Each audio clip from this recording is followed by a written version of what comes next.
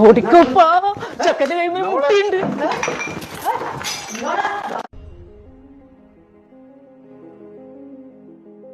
ഉമ്മ പാപ്പ ഉപ്പ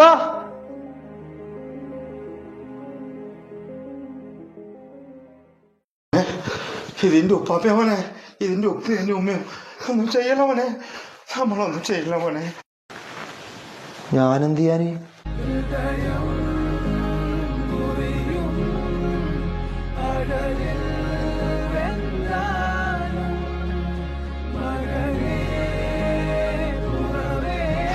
എന്തല്ലോ ചിന്തിച്ചു കൂട്ടിപ്പോയല്ലോ ഉപ്പ.